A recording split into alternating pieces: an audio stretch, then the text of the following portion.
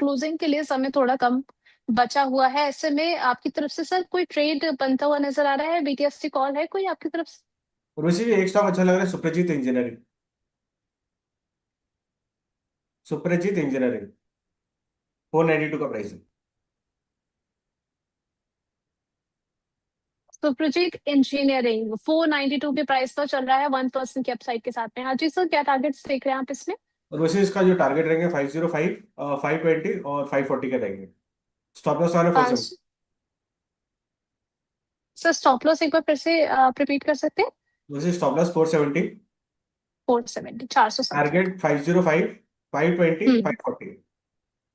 चलिए ठीक है, तीन टारगेट सुप्रजीत इंजीनियरिंग लिमिटेड को लेकर के दिए गए हैं। सर करंट लेवल से करना है ना 492 के प्राइम प्राइस और पर उसी सर? करेंट लेवल पर। और उसी एक चीज ऐड ठीक है। करनी थी इसमें। अगर जब आप 100 शेयर जी। ले रहे थे तो इस बाजार में 50 शेयर ही ले, वोलेटिलिटी देके सिर्फ आधे पे ट्रेड करें। ठीक है, तो ये रणनीति साथ ही साथ सुप्रजीत इंजीनियरिंग में आपको सुझाई गई है। अभी अगर हम देखें 492 के प्राइस पर चल रहा है, 1.12% की अपसाइड के साथ में तीन टारगेट्स आपको सुझाए गए हैं, 505 का, 520 और 540, 470 के स्टॉप लॉस के साथ में। इसके अलावा सर कोई प्रीवियस ऐसे कॉल्स जिसको लेकर के कोई अपडेट शेयर करनी हो?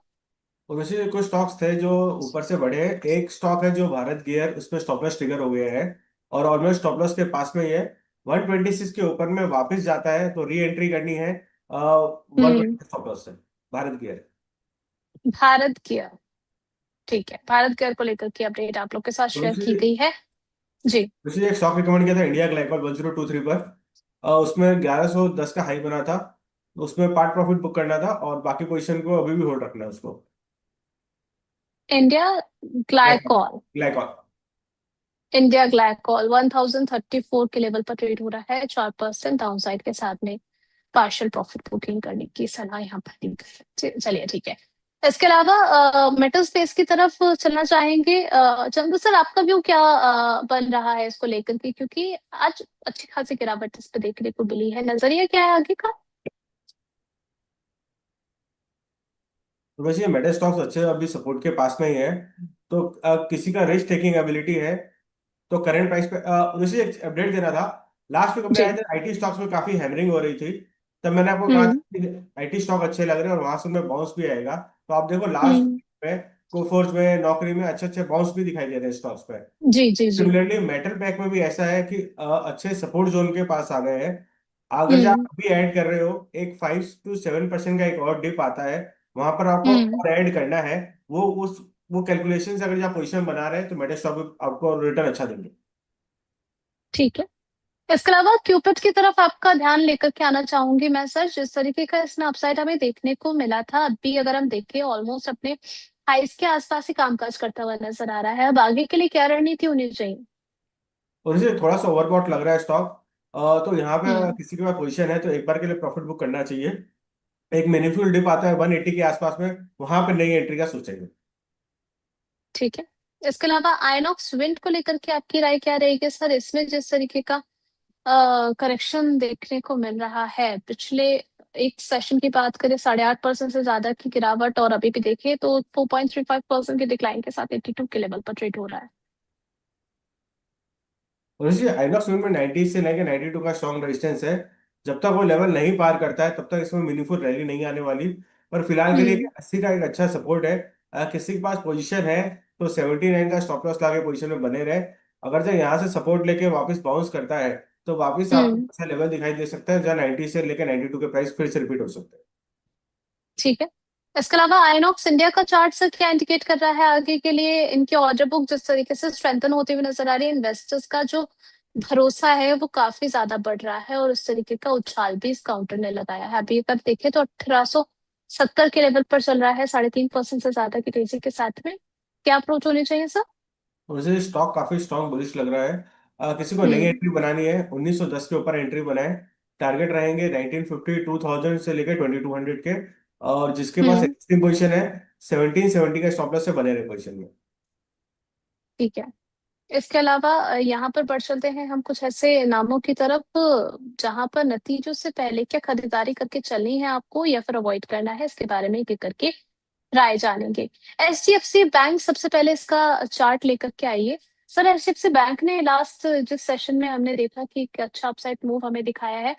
अब आपके अकॉर्डिंग, क्योंकि अब इनके बिजनेस अपडेट्स भी काफी ज्यादा इंप्रेसिव है, क्या इनके रिजल्ट से पहले हमें यहाँ पर पोजीशन बनानी चाहिए? और वैसे कल का जो कैंडल में ओपनिंग हुई है ना, उसकी ओपन हाई सेम कैंडल बना है 843 पर। तो जब तक 843 के ऊपर नहीं जा रहा है डिसाइसिवली, तब तक उसमें बड़ी रैली नहीं आ रही है। नई एंट्री करनी है तो किसी को 843 के ऊपर करनी है। और एग्जिस्टिंग पोजीशन है तो 800 के स्टॉप लॉस से बने रहे। 800 के नीचे ट्रेड करेगा तो और ज्यादा वीकनेस बढ़ेगी वापस। ठीक है। इसके अलावा आईसीआईसीआई बैंक, इसको लेकर के आपका रुख क्या रहेगा? अभी भी देखिए 2.5% के ऑलमोस्ट गिरावट के साथ ये 1379 के लेवल पर ट्रेड हो रहा तो उसी आईसीआईसी बैंक में कल के हाई से काफी स्ट्रांगली गिर रहा है। है। इसमें भी 1360 का एक सपोर्ट है, अगर जब वो ब्रेक करता है तो और ज्यादा वीकनेस बढ़ेगी आईसीआईसी बैंक के लिए भी। तो जिसके पास पोजीशन है 1360 का स्टॉप लॉस लगा ले। नई एंट्री जब तक 1410 के ऊपर नहीं जा रहा है तब तक अवॉइड करेंगे इसको। ठीक है। इसके अलावा सर, साउथ इंडियन बैंक के बारे में भी आपसे समझना चाहेंगे कि जिस तरीके की लास्ट सेशन में तेजी देखी है और अब टूटता हुआ अच्छा खासा नजर आ रहा है, क्या अप्रोच होनी चाहिए आगे इसको लेकर?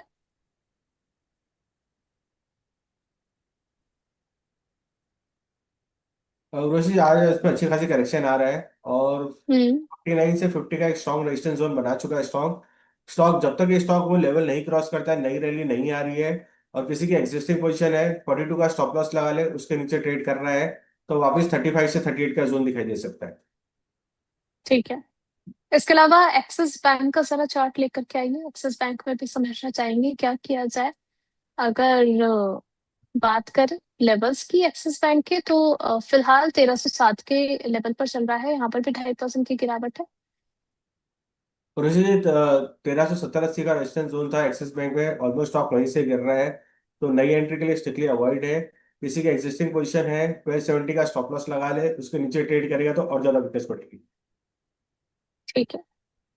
इसके अलावा और बात कर लेते हैं हम यहाँ पर आईसीआईसीआई बैंक मुझे एक के चीज बारे कहनी में थी बात। आपको।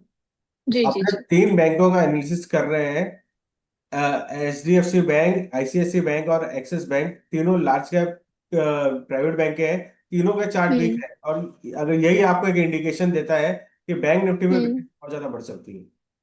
हम्म। बैंक निफ्टी में वीकनेस इसकी वजह से और ज्यादा बढ़ सकती है। अब आ चलते हैं आईडीएफसी फर्स्ट बैंक की तरफ। यहाँ पर बात करें, 3% से ज्यादा की गिरावट देखने को मिल रही है, 77 के लेवल पर चल रहा है।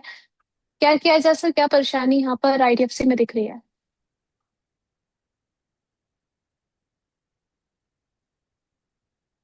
चंद्र सर, क्या आप मुझे सुन रहे हैं? रोहित जी, ये स्टॉक भी काफी वीक लग रहा है। जब तक 82 के नीचे है तब तक वीकनेस रहेगी। और मेरे हिसाब से अगर जो 76 का एक लेवल है सपोर्ट का, वो अगर जब ब्रेक कर रहा है तो और ज्यादा वीकनेस बढ़ सकती है, जो उसको 74, 72, 70 के जोन पे वापस ले जा सकती है। तो किसी की एग्जिस्टिंग पोजीशन है तो 76 का स्टिक स्टॉप लॉस लगा ले, उसके नीचे ट्रेड कर रहा है तो और ज्यादा वीकनेस पड़ेगी।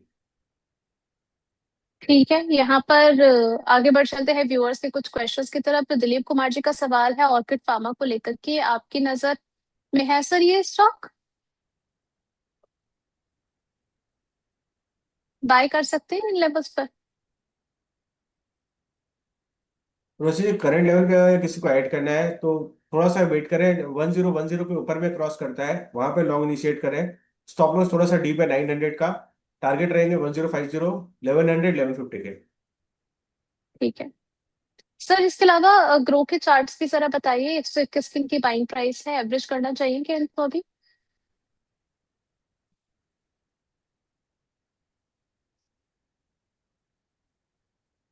उसी बाइंग प्राइस का 100। 121। तो 121। उसी में तो 181 चल रहा है। जी सर, इनकी बाइंग प्राइस 121 की है, अभी क्या करना चाहिए हमें? ओके। और उसी अच्छे खासे मुनाफे में बैठे हैं। वन हम्म। एटी का स्टॉप लॉस लगा ले और पोजीशन में बने रहे। ठीक है। अच्छा, क्यूपिड एक बार फिर से जरा देख लीजिए। यहाँ पर इस तरीके से गिरावट, लोअर सर्किट लगता हुआ नजर आ रहा है। और उसी से अपने शो में बात करें तो तब 220 का प्राइस था इसका, जी। और वहां से सीधा एकदम लौट से गया। जो जो धड़ाम हुआ है, क्या करें? रोशी देखिए, मैंने आपको शो में, चालू शो में कहा था कि इसमें वीकनेस आ गई और इस पोजीशन से एक बार एग्जिट करना चाहिए। हम्म। रोशी ठीक अभी है। भी ये 210 के आसपास में वापस प्राइस घूम के आता है, तो किसी के पास हम्म। एग्जिट पोजीशन रह गई हो उसको एग्जिट करना चाहिए एक बार भी। हम्म। नई धुआंधार एंट्री तेजी जब तक दिखाई भी है। रोशी जी ये स्टॉक में 230 के ऊपर नहीं जा रहा है, तब तक नई एंट्री के लिए फिलहाल अवॉइड करना चाहिए इसको। ठीक है। ये स्टॉक तो ऑलमोस्ट 100 ये। वाला 225 हुआ है, तो कुछ तो करेक्शन आएगा और इस प्राइस में इसमें मीनिंगफुल करेक्शन की गुंजाइश है। हम्म। ठीक है।